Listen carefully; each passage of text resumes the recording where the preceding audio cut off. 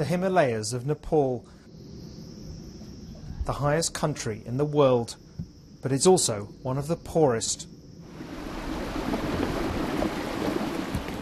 We're going to a remote mountain village with an ever more common story.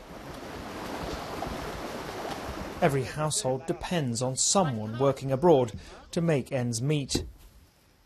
Manju's husband got a job in Qatar helping build the new World Cup airport. He was earning just £100 a month. But she hoped it would change their life. Now she has to care for her daughter and his parents alone.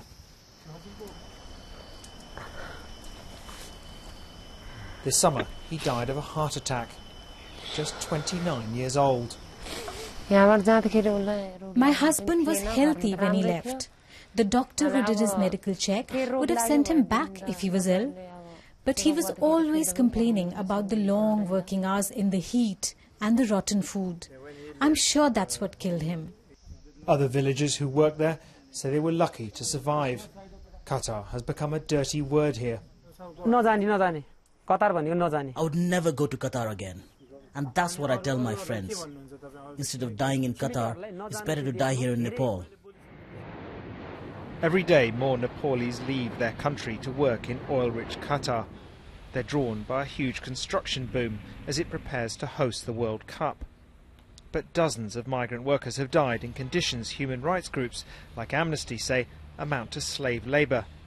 The Qatari authorities reject that, saying the problem has been exaggerated. This is where the desperate exodus begins, at the government labour agency, where the press of would-be migrants keeps growing. Wages in Qatar may be low, but they're still better than in Nepal. Up to 10,000 Nepalese pass through here every week now.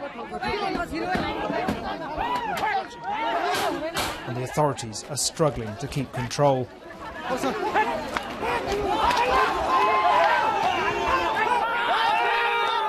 Timbers are fraying here, as they always do, where all Nepalese heading for low-wage jobs abroad have to come to sort out their papers. And most of them are going to Qatar.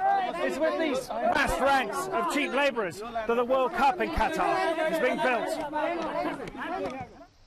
Their plight may now be more in the spotlight, but that means little to Manju and her daughter. Instead of a new beginning, the World Cup has only brought them misery. Andrew North, BBC News in Nepal.